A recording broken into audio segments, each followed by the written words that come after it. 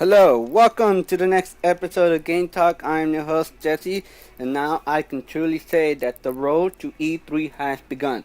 The reason why Microsoft did their post press conference this last Tuesday, May 21st, and I gotta say, I wasn't impressed. As you seen my last video, I did say that they might just end up focusing on the entertainment part of the console, and I was right. They did. They surely did, and I got that one straight on. I nailed that one completely.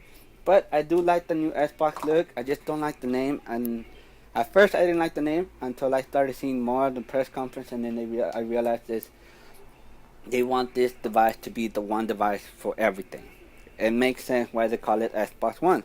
What do you guys think about it? What do you guys like about the performance, or what you didn't like? But enough about that. Let's get down to the main topic, and it's this year's E3.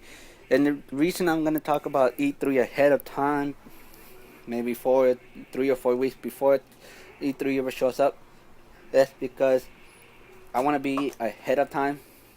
I usually think ahead of time, so I don't be trying to play catch up with the internet and the other YouTube channels. So that's why I'm doing this topic of the day. And the reason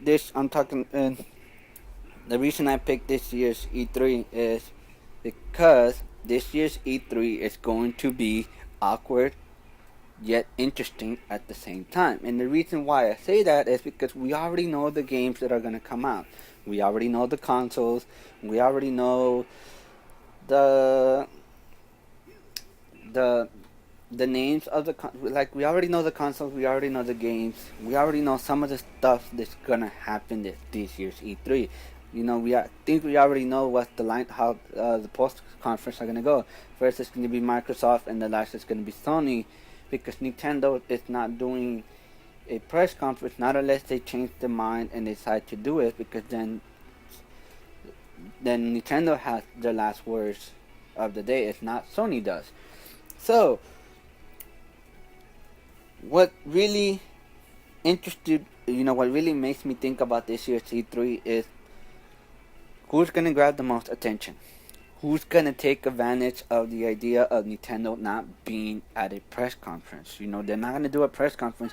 Who's gonna take advantage of that? Who's gonna take the idea of making things a little bit interesting or longer or even better to grab the attention? Because I believe if you do good in your press conference at this year's E3, then you make the money.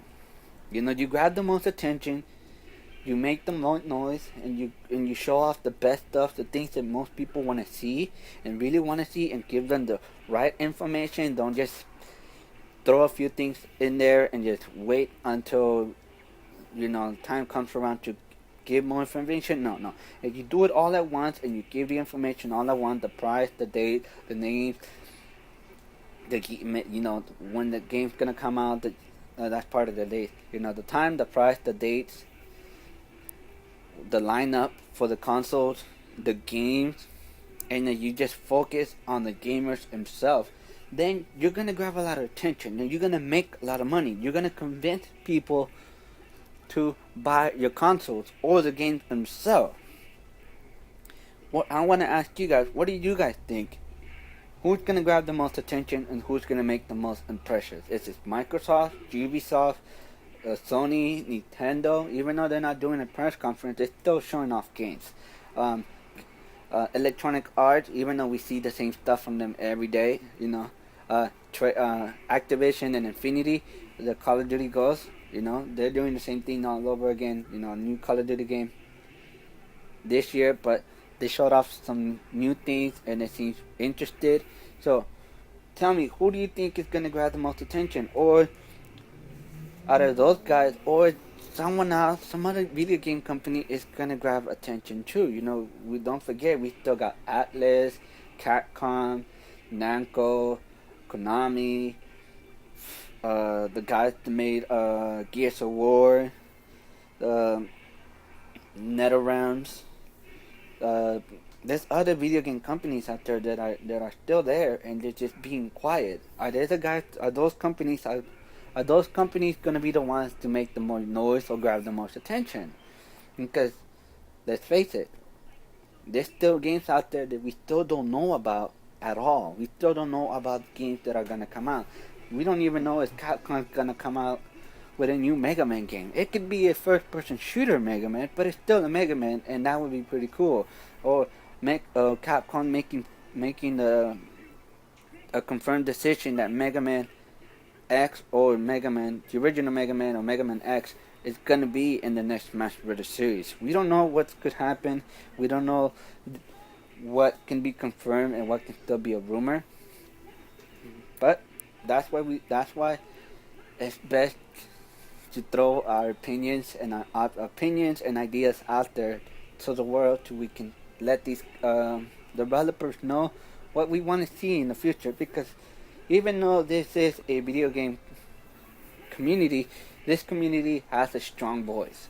No matter what game you play, what you see yourself as, a casual gamer, a hardcore gamer, a fanboy, you're still a gamer. No matter what, a gamer's a gamer, and that's how I see it. Because if we make a noise and we make our voice heard, then these developers will change their mind and give us what we want. But at the same time, this is still a business. They're still making money. These guys are making millions and millions of dollars. And every decision they make is either stupid, it's either the bad move, it's either completely a bad move or a right move, depending on their business. Or sometimes they do it our way, and that's the fan way, the customers. We're still customers. We're not just fans, we're customers to these people, to these developers. Okay, let me catch my breath because I'm already here losing my breath. But like I was saying, we still customers to the developers, and what we say either impacts, impacts their decisions or not. But enough about that, and let's talk about more about E3. And what I truly look forward to seeing at this year's E3 is the games themselves. Not just the games that we haven't heard out there, the ones that are still in the shadows, are the ones I look forward to. Those are the games that I want to see. Like those 15 original games that are coming out for Xbox One that Microsoft still has hidden off the sleeve. Those are the ones that I want to see. I really don't want to see more Call of Duty Ghosts. It would be nice, but I really don't care that much.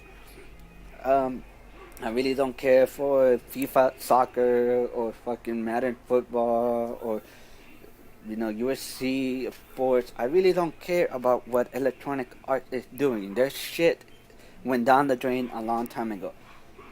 I really don't care what Capcom has to do anymore, because let's face it, Capcom has killed every franchise. Every good franchise they have, they killed it.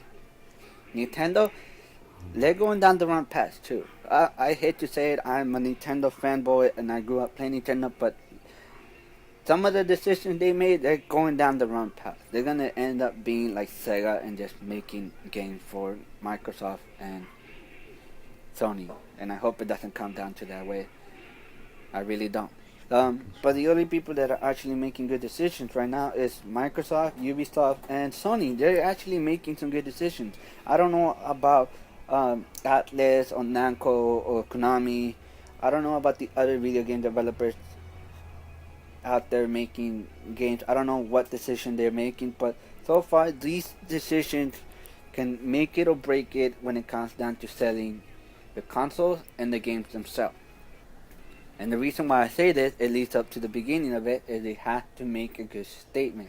They have to grab attention.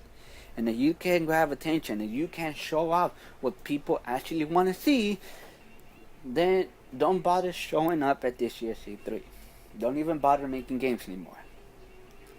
And you know who you are, and you know the video game developers who you guys are.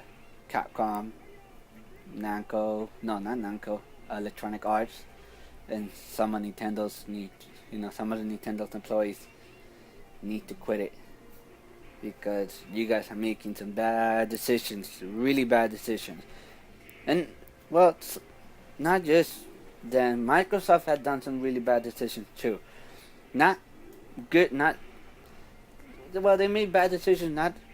They made bad decisions, but not to the point where they might cost them their it's gonna cost them their Xbox, but it's to the point where they're not gonna go broke right away. They're still gonna be around. And the reason why I say this, and I know some of you guys already know, is that they're gonna they want to make you pay a fee, or they're gonna penalize you for using or borrowing someone else's games, and that's not right. Because from the beginning, ever since the Nintendo's Entertainment System came out, we have been borrowing games from our friends. We have. We're not gonna carry the big ass Super Nintendo, no, the big ass Nintendo Entertainment System, or any other game console on our backpack, walk down to the street and hopefully get jumped and robbed for that. No, we rather just take the game itself, and if we lose it or get stolen, we already know how to beat it. Alright? But if that's gonna happen, then a lot of people are gonna be turned down really bad. They're gonna switch sizes. I know if that happens, I'm gonna switch size. Fuck the idea that I won't get the chance to get the Mac Packs DLC first. I can wait for DLC. I'd rather be able to borrow and use a game anytime, because there's games out there that don't come out brand new right away. They don't come out new. They don't come out in freshly new package, a fresh new copy at the store. No, you gotta go online to do that. And sometimes getting that online, you have to wait in order to play it. I think it's a lot easier just going up to the store and just getting a fresh new copy, and then coming back home instead of buying it and waiting for it to, be delivered and then having to play it. No, I don't like the idea. An example would be Super Street Fighter 4. When Super Street Fighter 4 came out, and I have gone, and every time I got in a copy, it's always a used copy. It's never brand new, because it never is a new copy. There never is. If I want to get a fresh new copy, I have to go to the Capcom website, shop.com, or the Capcom store, and get a new copy from them. And they're not cheap, because they actually will charge you for shipping and delivery. And I don't want that. Why am I going to spend $60 plus shipping, shipment and, damn it, plus whatever tax, $60 plus taxes, and plus, have them send it to me? That's a lot of money. I'd rather just buy a used one. But at the same time, if they're going to go with the idea, they better lower the price down after 6 months or after a year, because if the game is still $60, they're gonna lose money. Not just them, but the whatever gaming store you go to, they're gonna lose money too. But I guess that's just my opinion, and I'm just one little guy speaking out of my ass, or out of my ass. So thank you for watching this week's episode. I hope to see you guys next time, and stick around. Remember, like, comment, subscribe, share with your friends, and let's see what else this year's E3 has in store for us. Bye.